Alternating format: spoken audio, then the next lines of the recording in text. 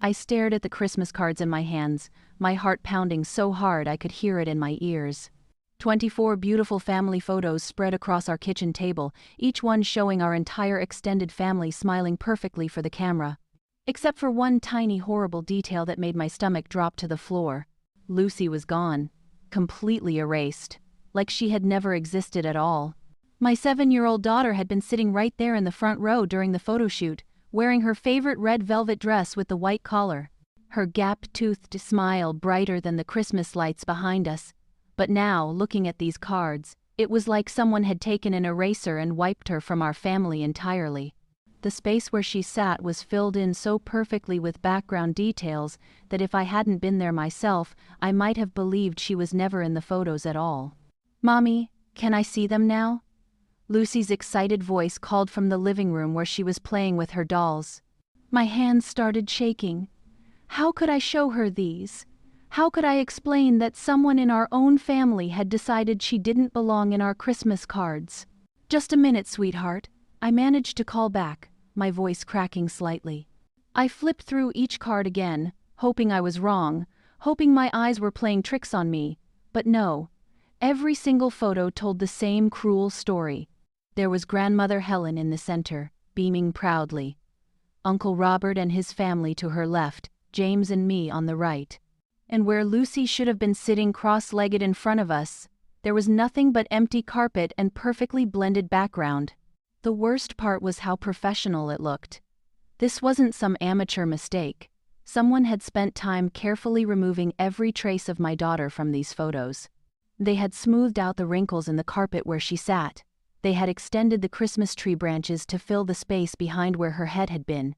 They had even adjusted the lighting to make it look natural. "Mommy?" Lucy appeared in the doorway, her brown eyes curious and hopeful. "Are the Christmas cards really pretty? Can we send them to all my friends at school?"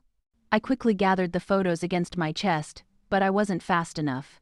Lucy had already seen the top card, the main family portrait where she should have been front and center. Her little face went from excitement to confusion in seconds. She tilted her head, studying the photo like she was trying to solve a puzzle. "Where am I, Mommy?"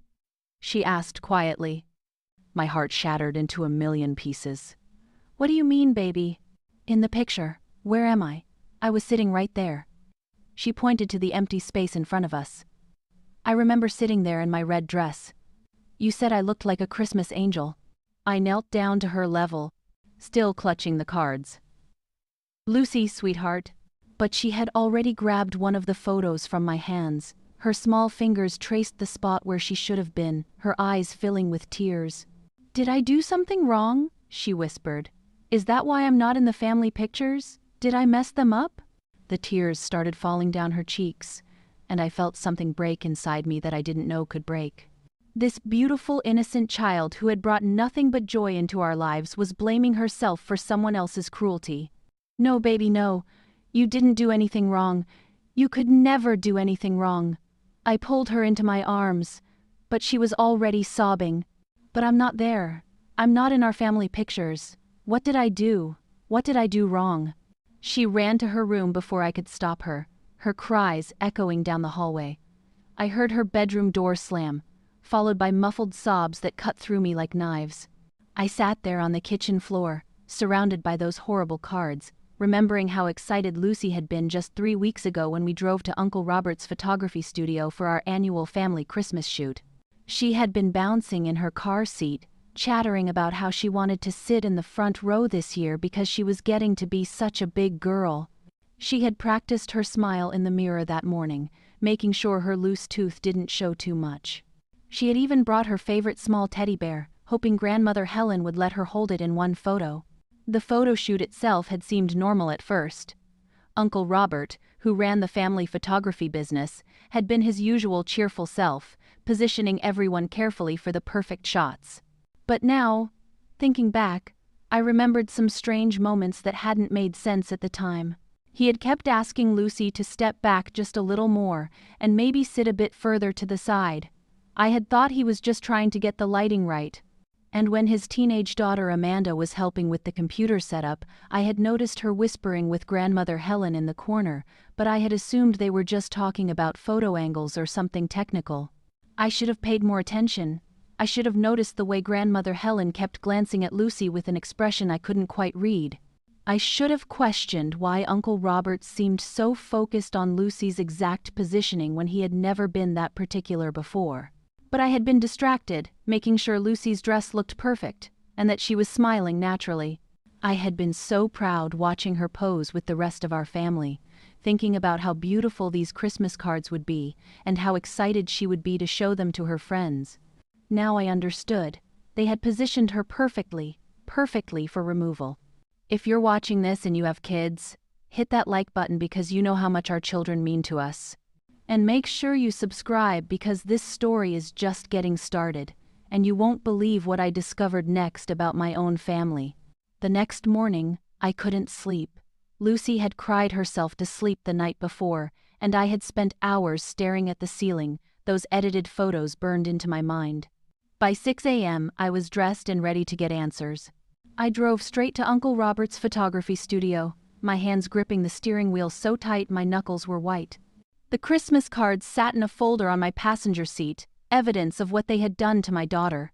Uncle Robert was already there, setting up equipment for another family session. He looked surprised when I walked in, but his smile seemed forced, like he was trying too hard to act normal. "Hey there, you're up early. Did you get the Christmas cards? They turned out beautiful, didn't they?" I placed the folder on his counter and pulled out one of the photos. "Where is Lucy, Robert?" His face went pale, but he kept that fake smile plastered on. "What do you mean? Lucy? Well, she's at home with you, isn't she?" "In the photos, Robert. Where is my daughter in these family photos?" He picked up the card and pretended to study it, like he was seeing it for the first time. "Oh my goodness, that's strange. There must have been some kind of technical error during the editing process. You know how these computer programs can be sometimes. They glitch and—" "Stop lying to me." My voice was steady, but inside I was shaking with anger. This wasn't a glitch. Someone deliberately removed Lucy from every single photo. This kind of editing takes hours of careful work. Robert set the photo down and ran his hand through his hair. "Look, I can reshoot the whole session if you want. No charge. We'll get Lucy back in there and I want to see the original files, right now." "The originals? Well, I'm not sure if I still have them. Sometimes we delete them after the final edits are." "Robert." I stepped closer to his desk. "Show me the original photos. Now." He hesitated, glancing toward the back room where I knew he kept his computers. "I really don't think that's necessary. Like I said, I can just reshoot." "Amanda," I called out loudly, knowing his daughter was probably in the back room. "Can you come out here, please?" Amanda appeared in the doorway, looking nervous. She was 16, with the same dark hair as her father, but right now, her face was flushed red, like she had been caught doing something wrong. "Hi, Mrs. Thompson," she said quietly, not meeting my eyes. "Amanda, honey, I need you to show me the original photos from our family session, the ones before they were edited." She looked at her father, then back at me. I don't know what you mean." "Yes, you do." I kept my voice gentle but firm. "You helped edit these photos. You removed Lucy from them. I need to know why." Amanda's eyes filled with tears.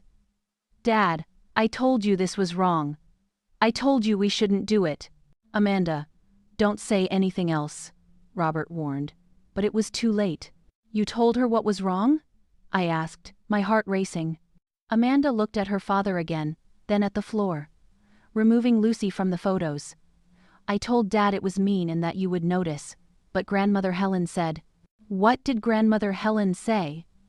The words came out like ice. Robert stepped between us. "Amanda, go to the back room, now." But Amanda was crying now, and the words came tumbling out. "She said Lucy doesn't really belong in the family Christmas cards. She said since Lucy was adopted, she shouldn't be in the official family photos that we send out to everyone. She said it would confuse people who don't know the family history." The room went completely silent except for the sound of my heart pounding in my ears. I felt like someone had punched me in the stomach. "She said what?" I whispered. Amanda wiped her nose with her sleeve. "She paid Dad extra to edit Lucy out. She said the cards would look better with just the real family in them. But I told Dad it was wrong.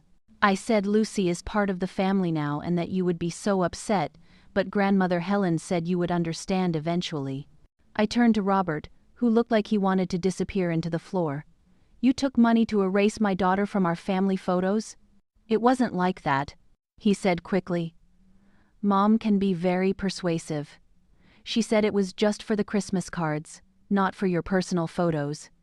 She said she would handle explaining it to you. Handle explaining it to me? My voice was getting louder. Handle explaining why my 7-year-old daughter was crying herself to sleep last night, asking what she did wrong. Amanda sobbed louder. I'm so sorry, Mrs. Thompson. I tried to tell them it was mean. I even tried to mess up the editing on purpose, but Dad made me fix it. I looked at this 16-year-old girl who had more sense and kindness than the adults in my family. Amanda, it's not your fault. You tried to do the right thing. I turned back to Robert. Show me the originals. All of them. With shaking hands, he led me to his computer and pulled up the files. There they were, the real photos. Lucy, sitting proudly in the front row, her red dress bright and beautiful, her smile lighting up the entire picture. She looked so happy, so excited to be part of our family Christmas tradition. Then he showed me the edited versions. I watched as he clicked through the layers of digital manipulation. Lucy's image had been carefully selected and deleted. The background had been extended and blended. The lighting had been adjusted. Hours and hours of work had gone into erasing my daughter. How long has my mother been planning this? I asked quietly. Robert shifted uncomfortably. She called me the day after we scheduled the session. She said she had been thinking about it since last Christmas, but she didn't want to upset you by bringing it up directly. Since last Christmas, my mother had been planning to erase Lucy from our family photos for an entire year. I gathered up all the photos and headed for the door. I want every original file emailed to me within the hour. Every single one. What are you going to do? Robert called after me. I stopped at the door and looked back at him. I'm going to make sure this never happens to Lucy again. I drove home in complete silence, my mind racing with a plan that was forming piece by piece. The original photos from Robert sat in my email inbox, but I wasn't ready to look at them yet. First, I needed to check on Lucy. I found her in her bedroom, sitting on her bed with her favorite stuffed elephant, staring out the window. She had barely touched her breakfast, and her eyes were still red from crying. Hey, sweetheart, I said softly, sitting down beside her. Mommy, am I really part of our family? She asked without looking at me. My heart broke all over again. Lucy, look at me. I gently turned her face toward mine. You are the most important part of our family. Daddy and I chose you because we loved you from the very first moment we met you. That makes you even more special, not less. But why did someone take me out of the pictures? I took a deep breath. Because some people don't understand how families really work. But I'm going to fix this, okay? I promise you, I'm going to make this right. She nodded, but I could see she was still confused and hurt. I hugged her tight and made a decision that would change everything. After James left for work and Lucy was safely at school, I sat down at my computer and started working. I had 3 weeks until Christmas, and I was going to use every single day. First, I went through every photo on my phone and computer from the past 2 years, since the day we brought Lucy home. I found pictures of her first night with us, when she was so scared she slept in our bed holding both our hands. Photos of her first birthday party with us, where she laughed so hard at James's silly magic tricks that she got hiccups. Pictures of last Christmas morning when she woke up early and tried to make us breakfast in bed, covering the kitchen in flour and eggs. I found the photo from her first day of school, where she insisted on wearing her lucky socks and carrying the lunchbox we had picked out together. The picture from the zoo where she fed the giraffes and declared she wanted to be a veterinarian. The dozens of photos from family dinners, park visits, and bedtime stories. Every single photo told the same story. Lucy wasn't just part of our family, she was the heart of it. But I also started noticing something else as I went through these photos. In almost every picture that included Grandmother Helen, Lucy was positioned slightly away from the main group. At birthday parties, Helen would somehow end up in the center while Lucy was off to the side. During family dinners, Helen would arrange the seating so Lucy wasn't directly next to her. I had always thought it was just coincidence, but now I could see the pattern. Helen had been slowly, quietly, pushing Lucy to the edges of our family photos for 2 years. I found a photo from last Easter where Helen had specifically asked me to just get a quick shot of the adults right after we had taken a group photo with Lucy. At the time, I thought she just wanted a different style of photo. Now I realized she wanted photos without Lucy. The more I looked, the angrier I became. But I channeled that anger into my plan. I spent the next week creating something special. I designed a beautiful photo book, but this wasn't just any photo book. The cover read, "Lucy's Real Family," in elegant gold letters. Inside, I arranged the photos chronologically, starting with the day we first met Lucy at the adoption agency. The first page showed a photo of James and me holding Lucy for the first time, all 3 of us crying happy tears. The caption read, "The day our family became complete." I included photos from every major moment: her first Christmas with us, her first lost tooth, her first school play where she forgot her lines but kept smiling anyway. I added pictures of her helping James fix the car, teaching me how to braid friendship bracelets, and reading bedtime stories to our neighbor's cat through the fence. But I also included something else. I printed out the original family photos from Uncle Robert, the ones showing Lucy bright and happy in her red dress. Then I printed the edited versions right next to them. The contrast was shocking. You could see exactly what had been stolen from her. On the page with these photos, I wrote, "Real families are built on love, not blood. Lucy will always be our most precious gift, and anyone who can't see that doesn't understand what family really means." I spent hours on this book, making sure every page was perfect. I included funny photos of Lucy covered in paint from art projects, serious photos of her concentrating on homework, and candid shots of her laughing until her sides hurt. The final page was a photo James had taken just last month of Lucy and me baking cookies. We were both covered in flour, and Lucy was standing on a chair trying to reach the mixing bowl. She was looking up at me with such trust and love, and I was looking down at her the same way. Under this photo, I wrote, "This is what real family looks like." While I worked on the photo book, I also made some phone calls. I contacted a different photographer across town and scheduled a new family session for the week before Christmas. But this photographer understood exactly what I wanted: photos that celebrated Lucy as the center of our family, not photos that could easily edit her out. I also called my sister Patricia, who lived 3 states away. Patricia had always loved Lucy, and had been furious when she heard about the Christmas card situation. "I can't believe Mom did that," Patricia said when I told her my plan. "Lucy is such a sweet kid. How could anyone want to hurt her like that?" "I don't know, but I'm going to make sure it never happens again," I told her. "What do you need me to do?" "Just be there Christmas morning. I want Lucy to see that she has family members who truly love her." Patricia promised to drive down for Christmas, and I felt a little less alone in this fight. The photo book was finished 3 days before Christmas. As I held it in my hands, looking at the cover, I felt something I hadn't felt since this whole nightmare started: hope. Lucy was going to know, once and for all, exactly where she belonged. Christmas morning arrived with fresh snow covering the ground, making everything look perfect and peaceful. But my stomach was twisted in knots as we drove to Grandmother Helen's house for our traditional family Christmas gathering. Lucy sat in the back seat wearing her new green Christmas dress, quietly playing with the small wrapped gift I had given her that morning, a silver locket with our family photo inside, the real one, with her right in the center where she belonged. "Are you sure about this?" James asked quietly as we pulled into Helen's driveway. He knew about my plan, and while he supported me completely, he was worried about how explosive this could get. "I'm sure," I said, clutching the wrapped photo book in my hands. "Lucy needs to see that someone will stand up for her." Helen's house was decorated beautifully as always, with twinkling lights and garland everywhere. But as soon as we walked in, I noticed them, the edited Christmas cards displayed prominently on every surface: the mantelpiece, the coffee table, the kitchen counter. Everywhere I looked, I saw our family smiling without Lucy. Lucy noticed them too. I watched her face fall as she saw card after card showing the same thing: everyone except her. But she didn't say anything. She just held my hand a little tighter. "There's my beautiful family," Helen announced, sweeping into the room with her arms wide. She hugged James and me warmly, then bent down to Lucy. "And there's my sweet girl. Don't you look pretty in green?" I watched Helen's performance with new eyes. She was playing the perfect grandmother, but I could see how fake it all was now.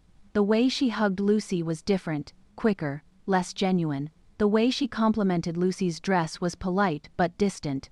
Uncle Robert and Amanda were already there, along with my cousin Michael and his wife. Patricia had arrived the night before and was helping in the kitchen. She caught my eye and nodded slightly. She was ready. "Let's get some photos before we open presents," Helen announced, pulling out her phone. "Everyone gather around the tree." I watched as she positioned everyone for the photo. James and me in the back, Uncle Robert's family to one side, Michael's family to the other, and Lucy.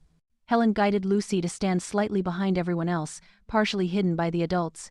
"Actually, Mom," I said, stepping forward, "let me take this one. I want to make sure we get everyone in the shot properly." I repositioned everyone, making sure Lucy was front and center. Helen looked annoyed but didn't say anything in front of the others. After photos, we settled in for gift opening. Helen had arranged the presents in neat piles, and I noticed that Lucy's pile was noticeably smaller than everyone else's. Not just smaller, the gifts looked like afterthoughts, things Helen had grabbed at the last minute.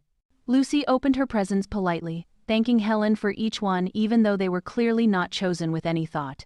A generic coloring book, some cheap markers, a puzzle that was too young for her age. Meanwhile, Amanda received expensive art supplies, and Michael's kids got tablets and designer clothes. "This is for you, Mom," I said when it was time for Helen to open her gifts. I handed her the wrapped photo book, my heart pounding. Helen smiled and began unwrapping it carefully, as she always did. "Oh, a photo book. How thoughtful, dear." She opened the cover and saw the title, Lucy's Real Family. Her smile faltered slightly, but she kept going. The first page showed us meeting Lucy at the adoption agency. Helen's face went pale, but she continued turning pages. Photo after photo of Lucy's life with us, her growth, her happiness, her place in our family. Then she reached the page with the Christmas photos, the originals next to the edited versions. Helen's hand started shaking. She stared at the page for a long moment, then looked up at me with wide eyes. "What is this?" she whispered. "It's the truth, Mom. It's what you and Robert did to Lucy." The room went completely silent. Everyone stopped what they were doing and looked at us. Helen flipped to the next page, then the next, seeing more evidence of what she had tried to erase. Her breathing became shallow and quick.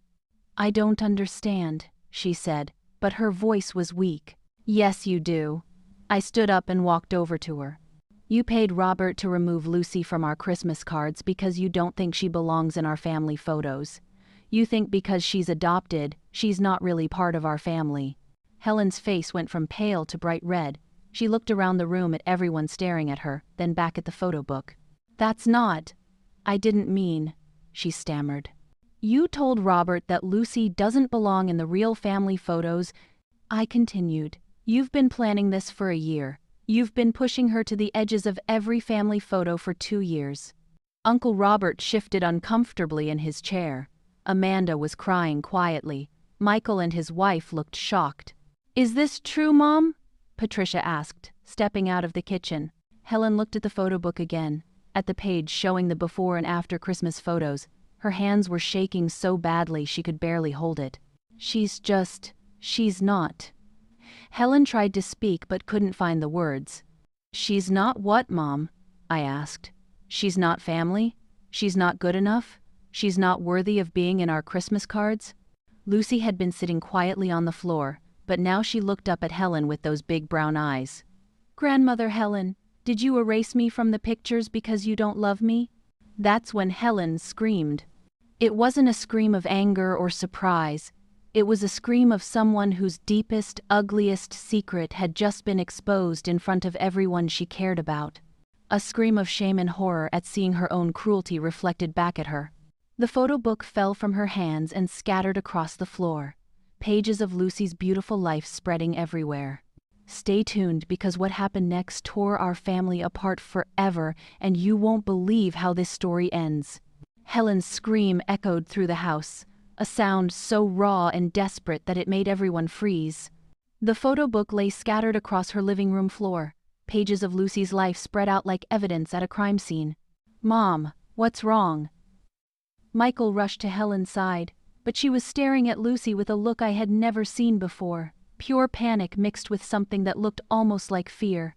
I can't," Helen gasped, pressing her hands to her chest. "This isn't how it was supposed to happen." "How? What was supposed to happen?" Patricia demanded, stepping closer. "Mom, did you really do this? Did you really pay Robert to erase Lucy from our family photos?" Uncle Robert stood up slowly, his face gray with shame. "Patricia, it's complicated. Mom felt that for the official Christmas cards, the ones we send to extended family and friends, it might be confusing to include." "Confusing?" James's voice cut through the room like a knife. He had been quiet until now, but I could see the anger building in him. "Confusing to include our daughter in our family photos?" Amanda was sobbing openly now. "I tried to tell them it was wrong. I tried to tell Dad that Lucy would be hurt, but Grandmother Helen said—" "What did I say?" Helen whispered, finally finding her voice. "You said that adopted children shouldn't be in formal family portraits because they're not really part of the bloodline," Amanda choked out. "You said people would ask questions about why there was a random child in our family photos." The silence that followed was deafening. Lucy, who had been sitting quietly through all of this, slowly stood up and walked over to where the photo book pages were scattered. She picked up one of the pages, the one showing her first Christmas with us, where she was wearing pajamas with reindeer on them and laughing as she opened presents. "I remember this day," she said softly, her voice cutting through the tension. "This was when Mommy and Daddy gave me the big teddy bear, and I named him Christmas because I was so happy." She picked up another page, this one showing her helping James rake leaves in our backyard. "And this was when Daddy taught me how to jump in the leaf pile. I got leaves in my hair, but it was the best day ever." Helen watched Lucy gathering the pages of her own life, and something seemed to break inside her. She started crying, not the angry tears of someone who had been caught, but deep, heartbroken sobs. "I didn't want to hurt her," Helen whispered. When you first brought her home, I thought it was temporary. I thought maybe it wouldn't work out, and I didn't want to get too attached." "Temporary?" I stared at my mother in disbelief. "We told you from day one that we were adopting Lucy permanently. We told you she was our daughter. But she's not really." Helen started then stopped when she saw the look on everyone's faces. "She's not really what, Mom?" Patricia's voice was ice cold. "Say it. Finish that sentence." Helen looked around the room at all of us, then down at Lucy, who was still quietly collecting the scattered pages of the photo book. "She's not really mine," she whispered finally. "You're right," I said, standing up and walking over to Lucy. "She's not yours. She's ours. She's James's and mine, and we chose her, and she chose us, and that makes our bond stronger than any blood relation could ever be." I knelt down next to Lucy and helped her gather the remaining pages. "Lucy, sweetheart, do you understand what's happening here?" She nodded solemnly. "Grandmother Helen doesn't think I'm really part of the family because I didn't grow in your tummy like some kids do." "That's right. And how does that make you feel?" Lucy thought for a moment, then looked directly at Helen. "It makes me sad for her, because she's missing out on loving me. But it doesn't make me sad for me, because I know Mommy and Daddy love me enough for everyone." Helen's sobs got louder. "I'm sorry," she gasped. "I'm so sorry, Lucy. I was wrong. I was so wrong." But Lucy just looked at her with those wise 7-year-old eyes. "I know you're sorry, Grandmother Helen. But sorry doesn't fix the hurt you put in my heart." Michael stood up abruptly. "Mom, I can't believe you did this. Lucy is family. She's been family since the day they brought her home." "I agree," Patricia said firmly. "And if you can't see that, then maybe you need to think about what family really means." Uncle Robert cleared his throat. "I want everyone to know that I'm ashamed of what I did. I should have refused when Mom asked me to edit the photos. I should have protected Lucy instead of hurting her. Amanda wiped her eyes. I'm going to learn how to edit photos properly so I can fix all the pictures Grandmother Helen made us ruin. Lucy should be in every family photo where she belongs. I looked around the room at my family. Some supporting us, some still processing what had happened. Then I made a decision that I knew would change everything. James, Lucy, we're leaving, I said quietly. And we won't be coming back until Helen can honestly say that Lucy is her granddaughter, not just some child we brought home. Helen looked up sharply. You can't mean that. I absolutely mean that. I helped Lucy put the photo book back together. Lucy deserves to be surrounded by people who love her completely and unconditionally. Until you can do that, we won't be part of your holidays or family gatherings. We gathered our coats and headed for the door. Patricia followed us. I'm coming with you, she said. Lucy, would you like to spend the rest of Christmas at my hotel? We can order room service and watch movies. Lucy's face lit up for the first time all day. Really? Just us? Just us. The people who know you belong exactly where you are. As we drove away from Helen's house, I looked in the rearview mirror and saw Lucy smiling, finally understanding that she was loved, wanted, and protected. 6 months later, Helen called. She had been going to therapy and was ready to apologize properly. But that's a story for another day. If this story touched your heart, please subscribe and share it with someone who needs to hear that families are built on love, not blood.